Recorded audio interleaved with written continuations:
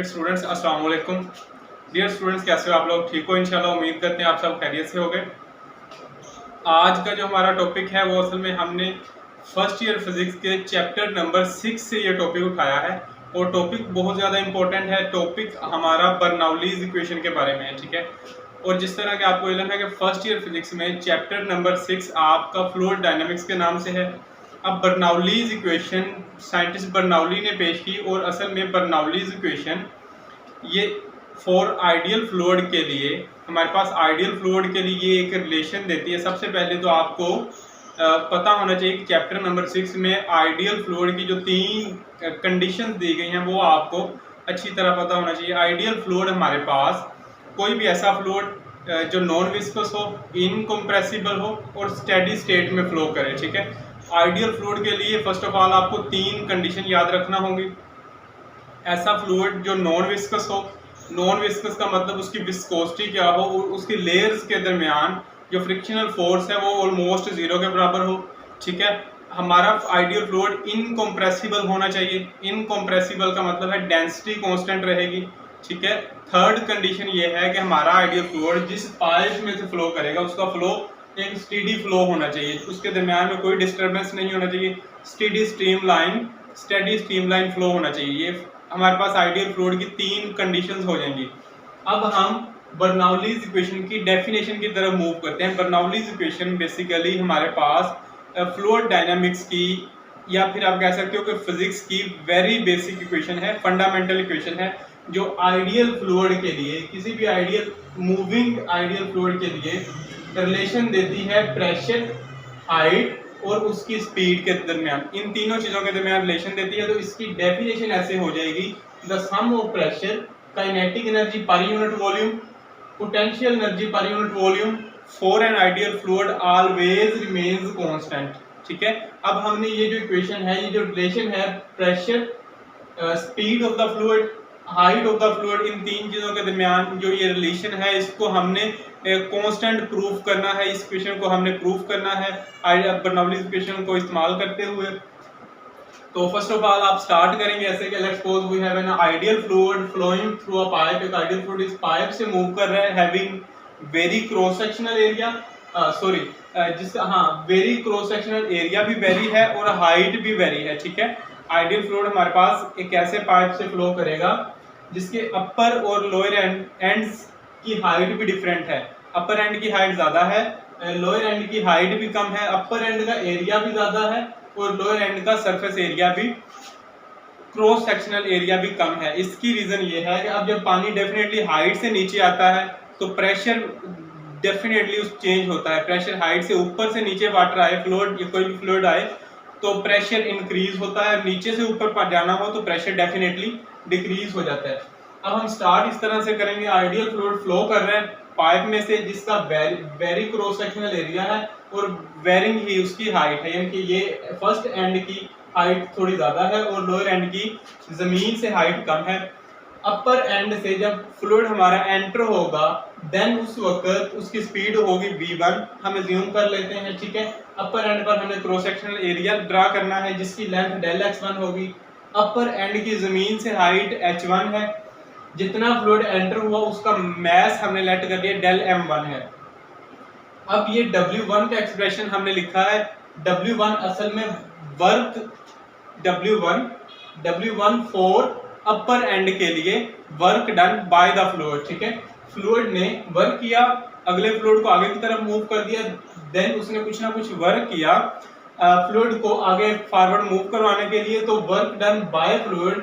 अपर and के लिए जब हम वर्क कैलकुलेट करेंगे तो आप डेफिनेटली आपको पता होगा कि वर्क का formula force multiply by total displacement, ठीक है।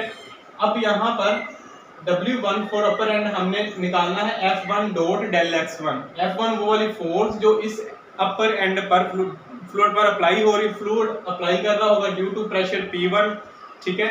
और डेल x1 उसको अपर एंड के क्रॉस सेक्शनल एरिया की लेंथ हो जाएगी डेल x1, ठीक है। ये आपका W1 आ जाएगा। अब यहाँ पर F1 फोर्स किस वजह से लग रही है, कहाँ से अप्लाई हो रही है, एक्चुअली फोर्स प्रेशर की वजह से लग रही है। तो हम इस रिलेशन से इसकी वैल्यू निकालेंगे। प्रेशर आपको पता है फोर्स पर यूनिट एरिया होता है, एरिया यहाँ से अब हमने जस्ट ये करना कि एरिया इधर डिवाइड हो रहा है उस तरफ मल्टीप्लाई हो जाएगा, एफ फोर्स का एक्सप्रेशन आ गया। अब F1 अपर एंड पर जो फोर्स लगेगी वो आपके पास P1 A1 के बराबर होगी, यहाँ वैल्यू दर्ज कर दी हमने। लोअर एंड के लिए पानी पर वर्क वहां पर बाय द वाटर था, लेकिन लोअर एंड के लिए वर्क जो है W2 जो है वो हम नेगेटिव लेंगे। उसकी रीजन ये है कि प्रेशर ऑपोजिट साइड में लग रहा है। अब वर्क ऑन द फ्लोर होगा, ठीक है, प्रेशर ऑपोजिट साइड से लग रहा है। पानी की वेलोसिटी ये है V2, फ्लूइड जो है जिस फ्लो कर रहा है अपर से लोअर एंड में, उसकी वेलोसिटी और प्रेशर बाहर से अप्लाई हो रहा है, दोनों की वेलोसिटी आपस में डिफरेंट है। तो अब इसीलिए लोअर एंड पर वर्क डन नेगेटिव होगा, ठीक है। अब सेम एक्सप्रेशन W2 हमारे पास हो जाएगा F2 डेल X2। F2 की हम इसी एक्सप्रेशन से वैल्यू निकालेंगे which is equal to P2 A2 आ जाएगी। P2 हमारे पास इस फ्लूइड पर लोअर एंड पर लगने वाला प्रेशर है, A2 हमारे पास लोअर एंड का क्रॉस सेक्शनल एरिया हो जाएगा। तो अब हमारे पास W1 और W2 की वैल्यूज आ गई हैं, तो इनको हमने इक्वेशन नंबर 1 और इक्वेशन नंबर 2 का नाम दे दिया है। अब इस तरह करते हैं कि नेट वर्क डन हमने कैलकुलेट करना है। तो नेट वर्क डन डेफिनेटली दोनों वर्क का सम हो जाएगा W1 प्लस W2, दोनों को आप सम करें, जो भी इक्वेशन है उसको इक्वेशन नंबर A का नाम दे दिया।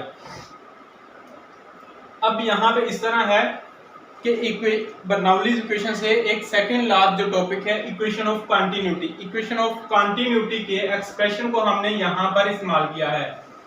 इक्वेशन ऑफ कंटिन्यूटी के एक्सप्रेशन को आप कैसे इस्तेमाल करेंगे?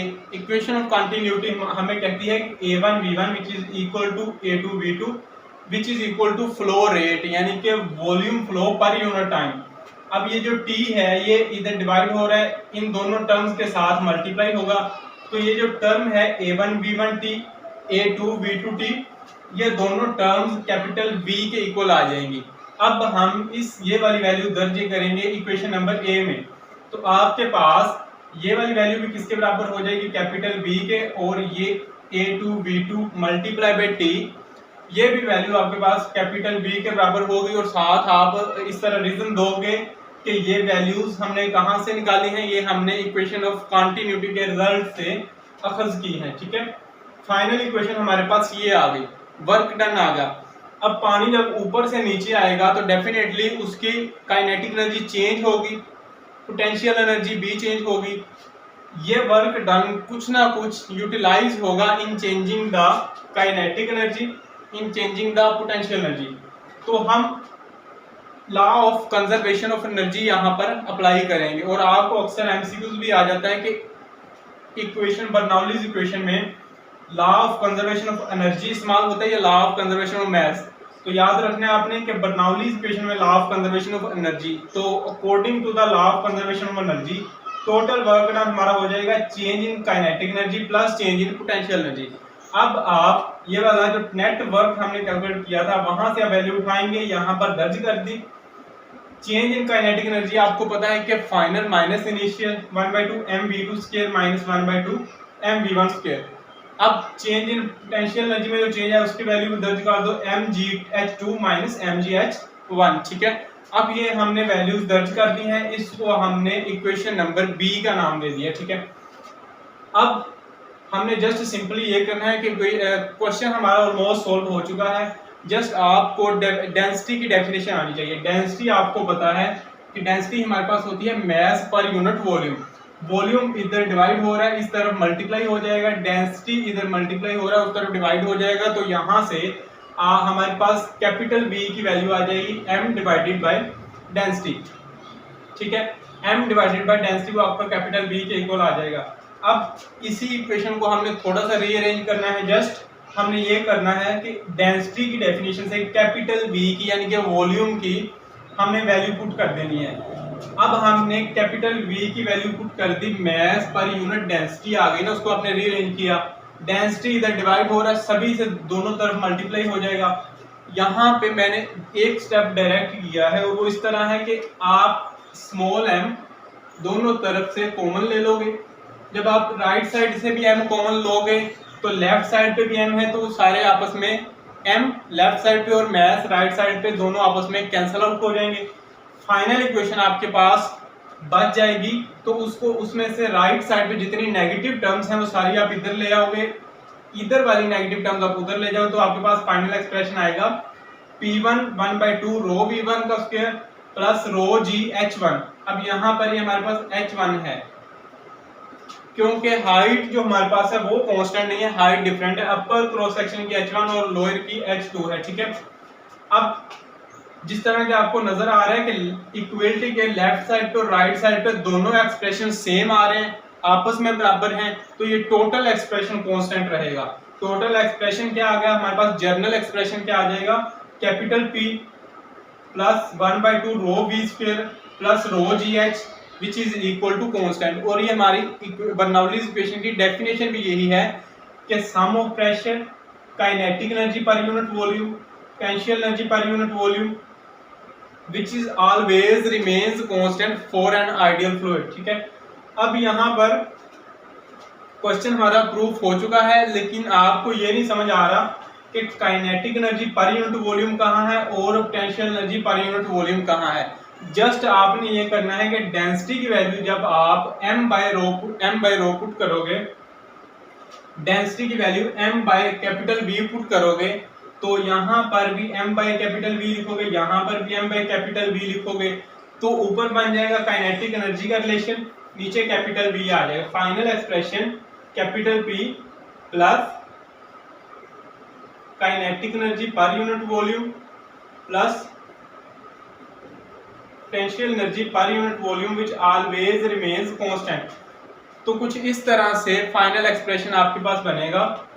जस्ट आपने क्या किया, सेकंड लास्ट स्टेप पे डेंसिटी की वैल्यू पुट कर दी, जो कि आपको पहले से ही पता है कि मास पर यूनिट वॉल्यूम के बराबर है।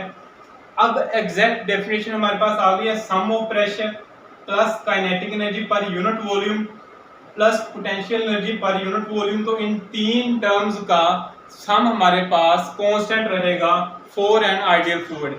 ये आपके पास फ्लूइड डायनामिक्स की एक फंडामेंटल बर्नौलीज इक्वेशन है, जो आपको रिलेशन देती है फ्लूइड पर लगने वाले प्रेशर के दरमियान, फ्लूइड स्पीड के दरमियान और इसकी क्रॉस सेक्शनल एरिया है जो पाइप का, उनकी हाइट्स के दरमियान, यानी कि h हाइट्स के दरमियान। उम्मीद करते हैं कि आपको आज का लेक्चर समझ आया होगा। Thank you so much.